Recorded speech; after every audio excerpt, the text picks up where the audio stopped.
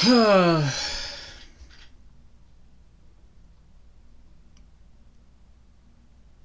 Toronto Sceptres lose 2-1 to the Montreal Victoire in the first game back from a 10-day break of the PWHL. Some of these players were in the rivalry series. Some of the players in that rivalry series were on the Canadian team that got annihilated. And some of them came back with something to prove. This game was also in Halifax. Some of these players are from Halifax, and some of them want to make a show for their hometown, or home province, of Nova Scotia. This is a game, if you're Toronto, you really need to get 3 points out of.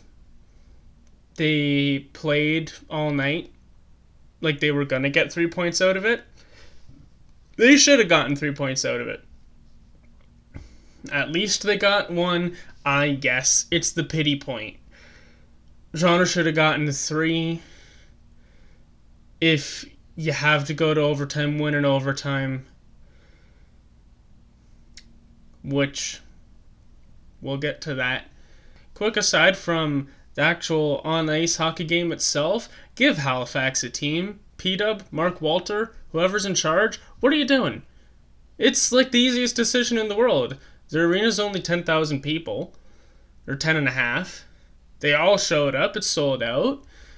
How many hockey players does Halifax produce? They put on the broadcast tonight that, 10% of Canadian girls, like youth girls hockey enrollment, is from Atlantic Canada, or 11%, I think 9.5% of Canadian boys youth hockey enrollment is from Atlantic Canada.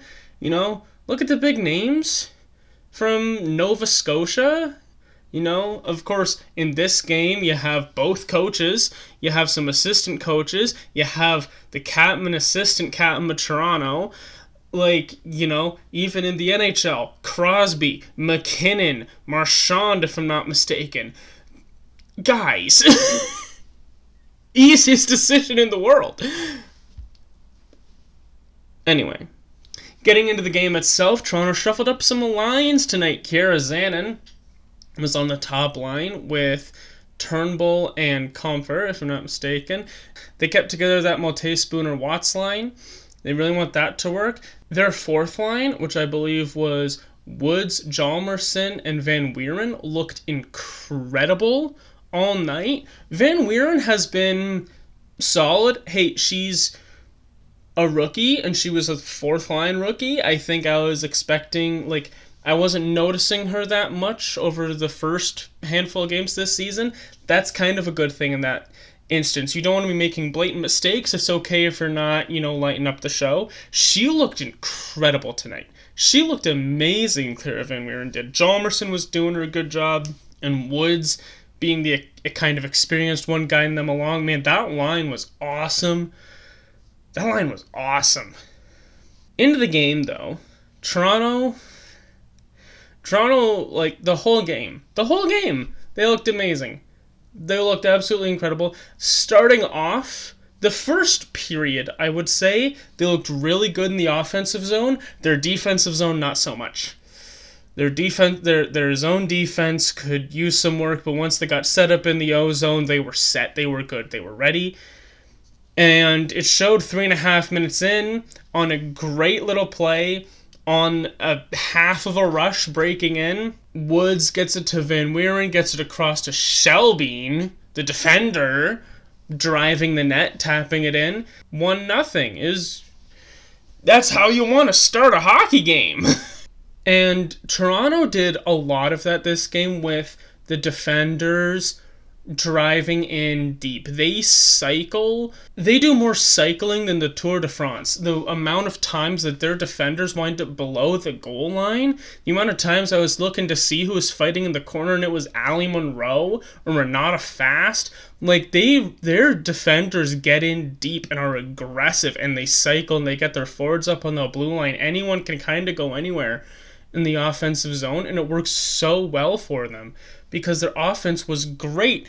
Halfway through the game, I noticed this. 10 minutes into the second period, Toronto had 23 shots.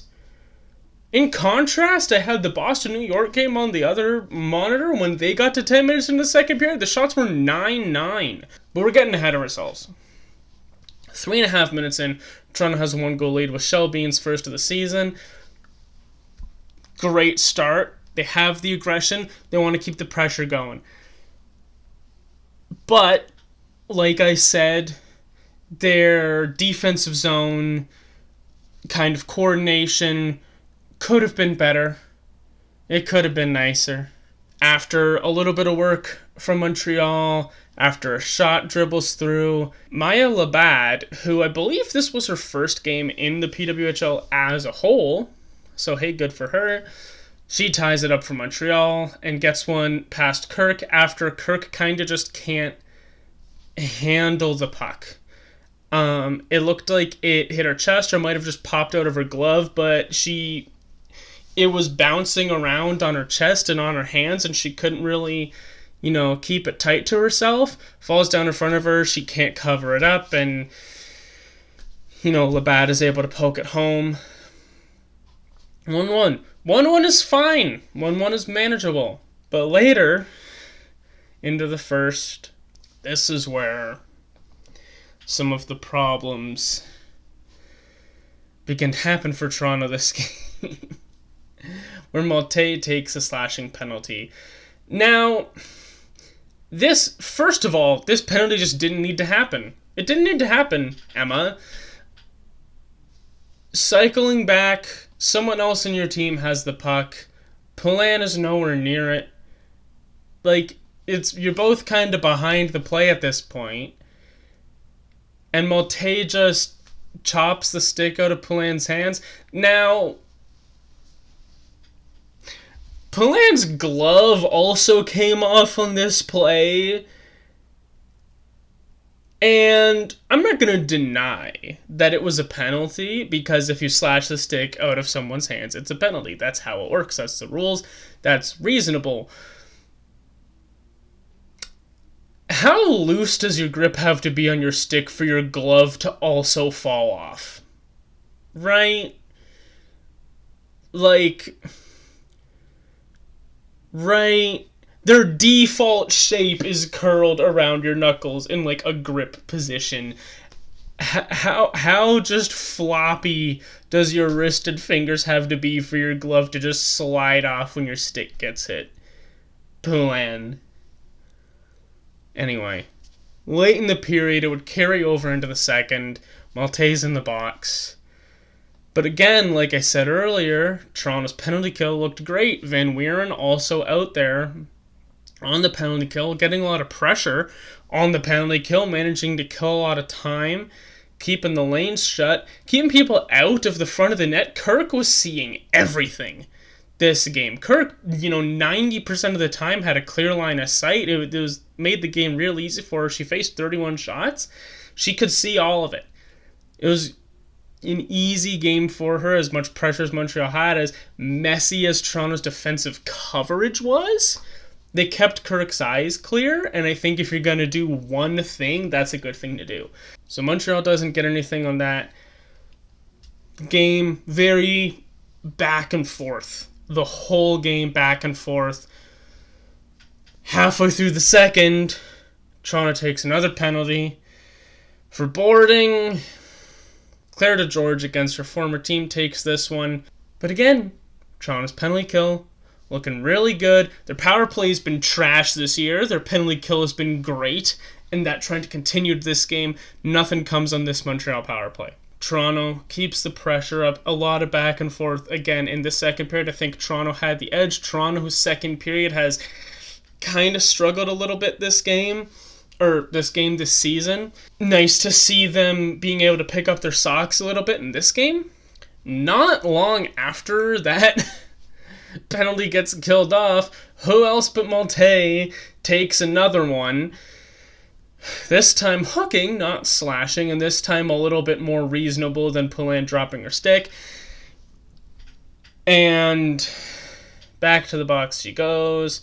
The third penalty of the night for Toronto to kill. And it's so frustrating because Toronto already has so much pressure this game. Toronto ended this game with 35 shots. And like I said, halfway through the second, they had 23, i.e. when DeGeorge took that penalty, Toronto had 23 shots on net. Think how many more they could have had if they weren't killing a penalty for 8 minutes of regulation. Her team bails her out again. And Toronto did have a couple of good chances shorthanded. I believe it was this penalty where Turnbull had a good drive to the net. That maybe she should have shot a little bit sooner than she did. She was kind of trying to do the same thing she did on Frankel in the Boston game earlier this year, but she just couldn't. The defender kind of cut her off too soon. You guys aren't going to believe this. Barely a minute after that penalty gets killed off, Toronto takes another penalty. And this is another one that just doesn't need to happen.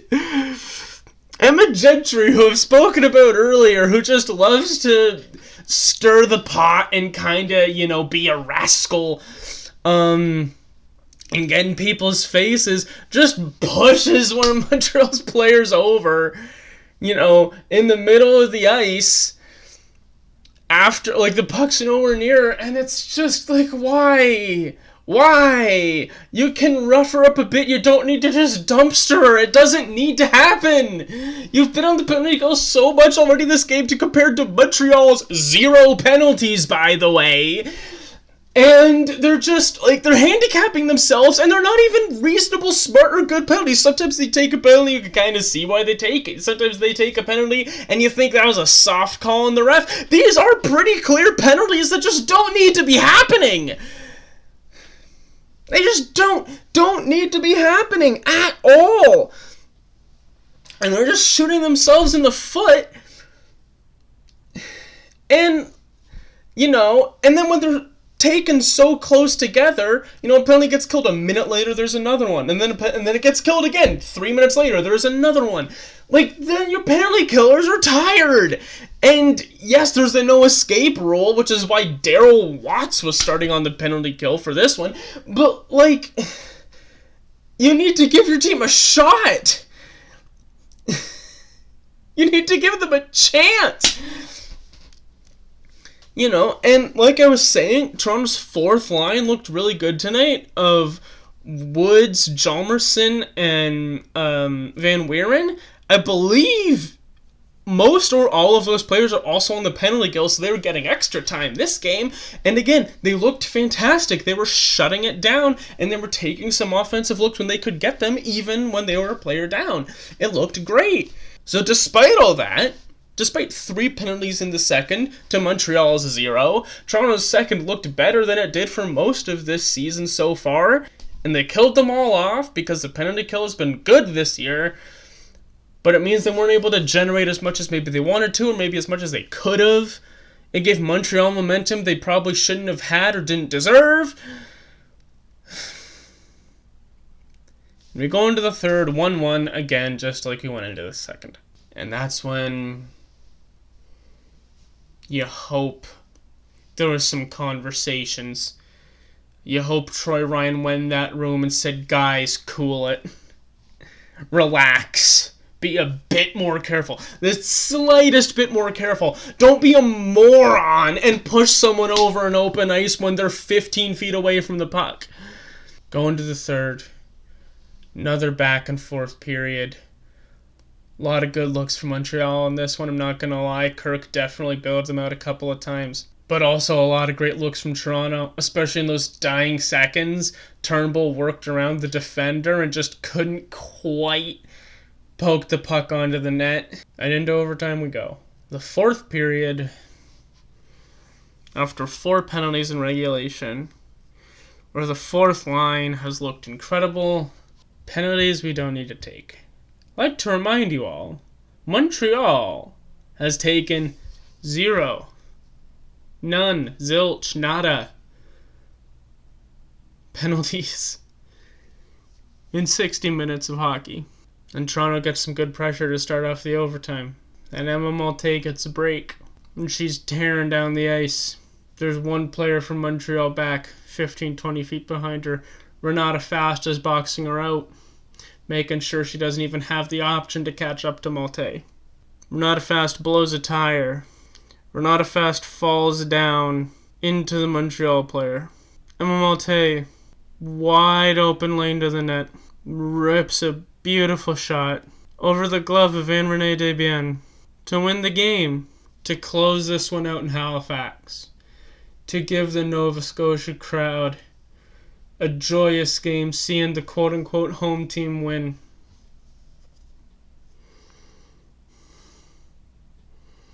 There's just one problem. Fast falling into Montreal defender. Well, that's interference. You see, that's interference. You simply have to understand that is interference, and perhaps, maybe, possibly, by the letter of the law, if we take out intention. And I understand sometimes you have to take out intention, because once you get into intention, then things get really messy. Sometimes someone gets hit in the face, they get hit in the face. It doesn't matter what they get hit by or why they got hit. She fell. She fell. 20 feet behind Malte. They weren't going to do anything anyway. It affected nothing. It would have not amounted to anything. Nothing would have changed if Fast didn't fall.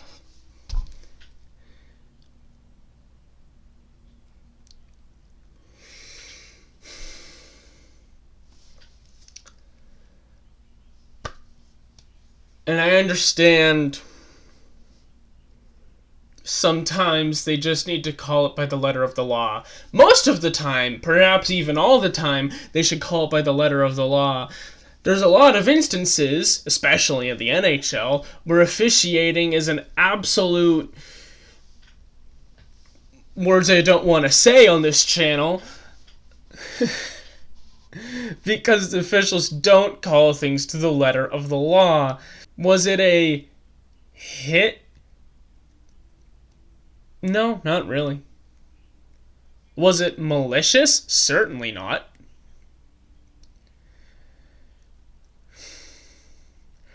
Did it take the defender out of the play? Well, she wasn't really in the play to begin with, but it could be argued.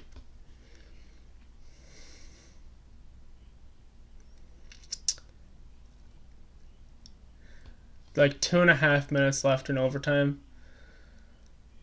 Goal is waved off immediately because Fast blew a tire while boxing out Montreal. And now Toronto's on the penalty kill again. Kills any momentum they had. But again, penalty kill's really good. Kirk's been great tonight. Montreal can't get anything out of it. No more shot for Toronto. Goes to a shootout. Plan scores first. Nobody else scores. 9 saves, 1 goal. That was the first shot.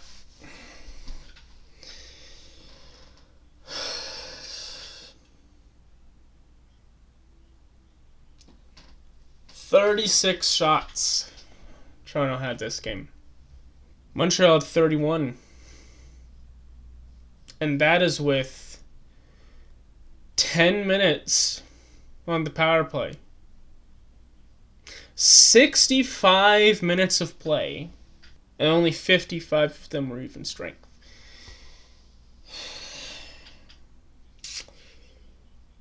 Four times in regulation, Toronto only had 4 players on the ice. A lot of positives to take out of this game. They played amazing. They played great. They played the full game.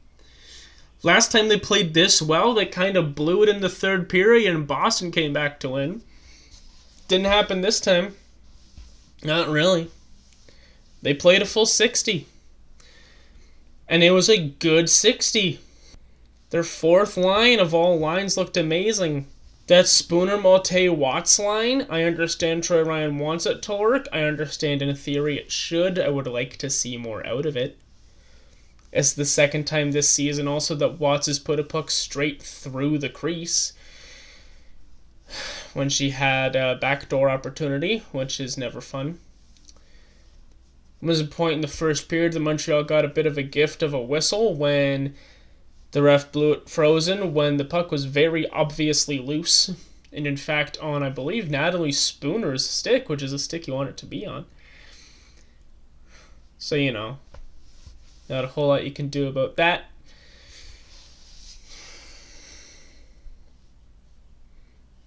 They should have had 3. They should have gotten 3 points out of this game. They walk away with 1.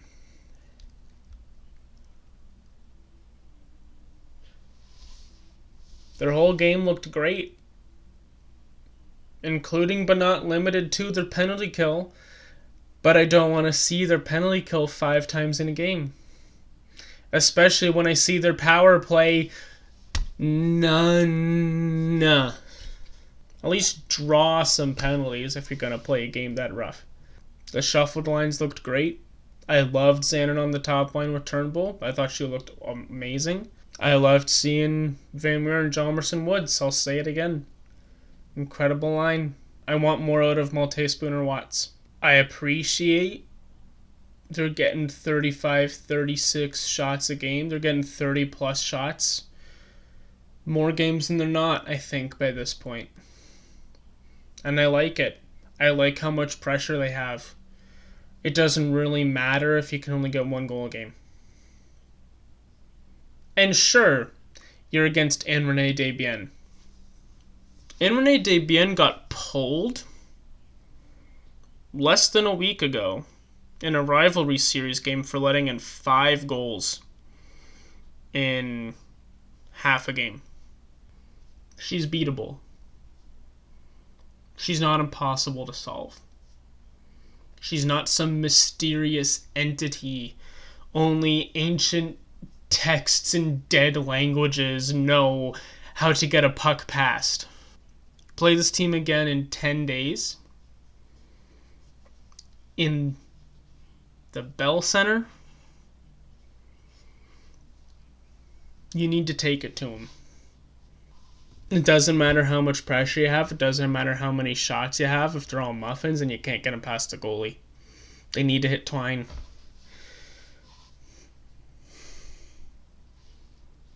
I don't know what else to say. It was great. It was a great game. As good as they've been, they need to be better. 1 goal a game isn't enough. I don't care how good Kirk is for you. I don't care how good your 4th line of all lines is for you. 1 goal on 36 shots? Come on.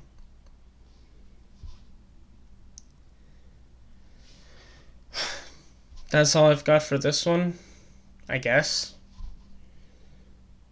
I have no more words left to say. Hit like if you enjoyed it. Hit subscribe if you want more.